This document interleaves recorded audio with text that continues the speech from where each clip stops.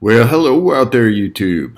This is Finding Truth, just out here looking at some camera stuff. It's been a little while since I've posted anything up on this page about cameras, and today I'm testing out this new software, maybe not new, but new to me, new software called Camo that is intended to use your cell phone as a webcam.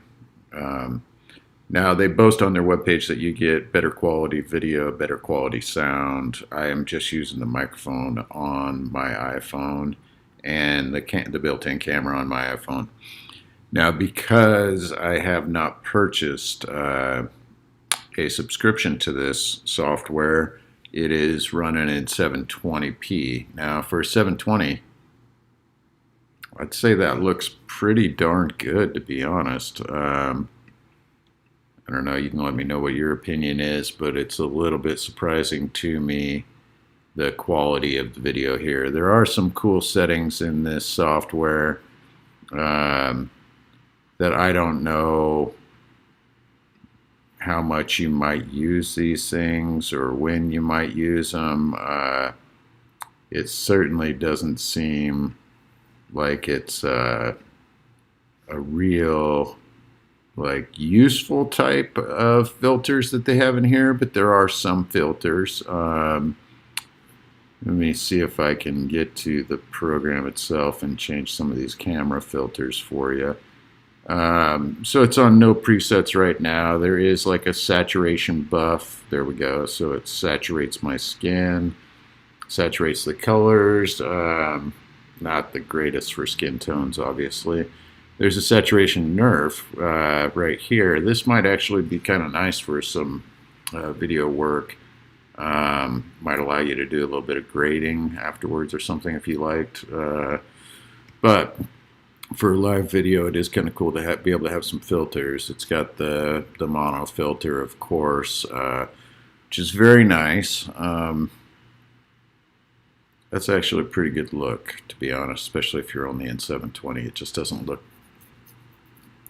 cheap. It looks good. So then it starts getting into some weird stuff like synthwave 1980s. Woo! Yeah, this is very odd. Me as a Smurf, I guess. The tropical Hawaii. That's just gross. So I don't know what you would ever use that for, but somebody might have fun with it. This next one I actually like. It's called Orc Attack, and it makes me look like an orc. It's so saturated, and the everything is just pushed to the limits. So I actually like that. I guess I can be an orc, or I can be a Smurf. Well, you could have fun with stuff like that. I don't know what kind of things you're doing with your webcams, but these could be fun to play with, that's for sure. And then the last one is Limonia. This is it. That one's kind of interesting. I don't know what you would really use that for, but it is kind of interesting. So maybe that's good. I don't know. There is overlays you can do. There's a gallery for the overlays that you can get if you have the Pro version. There is a number of adjustments that you can do if you have the Pro version that I obviously can't do. Like you can mirror your video, you can do the overlays, you can rotate by degree, you can zoom by percentage. There is light adjustments as well, so you can adjust your exposure, your shutter speed, your ISO, your white balance, temperature of the light. Actually, it looks like temperature of the light is actually adjustable for me. So, yeah, so even without Pro, you can adjust the temperature of the light. We're still on Monica, and there I just adjusted the temperature to be very cool. Let's leave it at that temperature and go back to Orc and see what happens. Yeah, more purples in the background. I'm still very, very green, but more purples in the background. Go back to La Monica for fun. Well, I guess that's only adjustable in LaMonica. You can't adjust it. Okay, so some of these are available for different filters, and most of them are only available when you have Pro. There's a tint adjustment. There's a flash level adjustment. For image adjustments, you get brightness, hue, saturation, and contrast.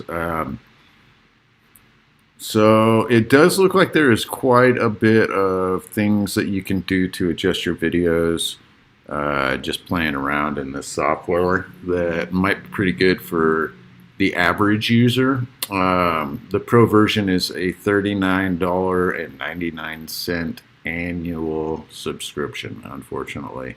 For me, that's a bit too much commitment, not knowing how much I might actually use this or whether or not I'm pleased with the way it works. You know, that's why I'm doing this test video. And of course, this is a live stream test. So we may see me purchasing this in the future for $720. I am really pleased with the quality of the image. Sorry, I'm staring at my face on the computer right now. I'm looking at whiskers and the eyebrow, hair. Yeah, for $720, that's a pretty quality image. So it makes me wonder what the 1080p is like and whether or not it's capable of doing 4K. That would be a big deal too, since my phone's back camera, which is what I'm using right now, is actually capable of 4K. But this is an answer I've been looking for a while. If you've watched my previous videos on the Fujifilm cameras, one of my biggest problems was not being able to see myself while I'm taking video.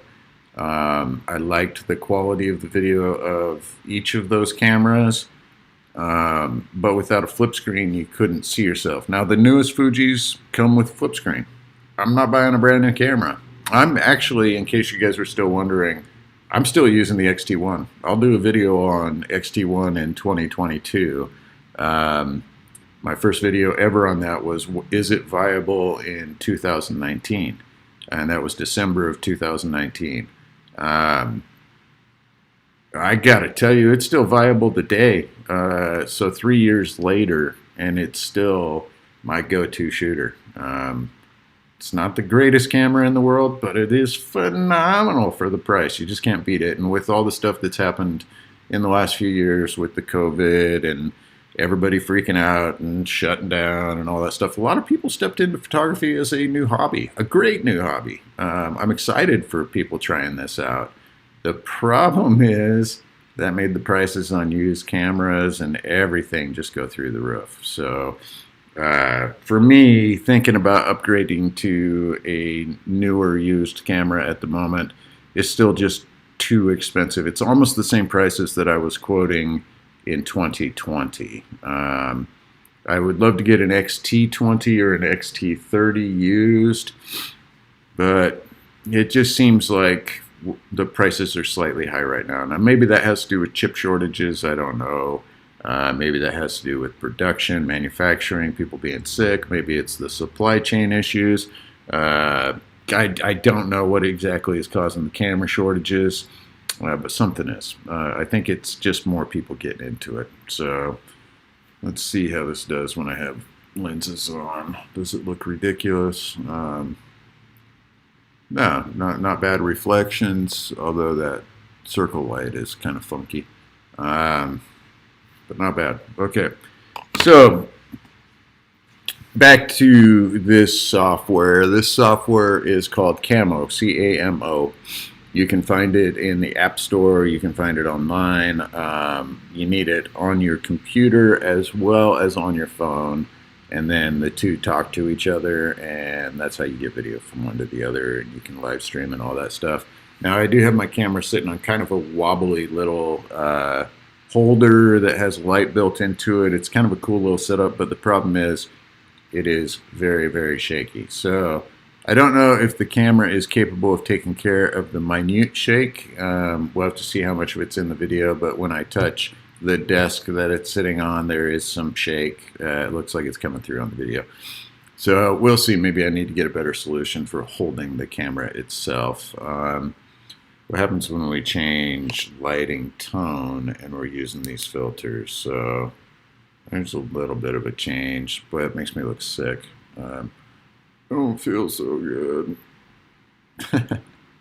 Okay, so we go to a cool light, and yeah, I get really green. So let's go mess around with the filters again and take this Lamonica filter off. So let's go to none. Here's my regular skin tone. Sorry, I didn't mean to leave that Lamonica on so long. That was kind of annoying.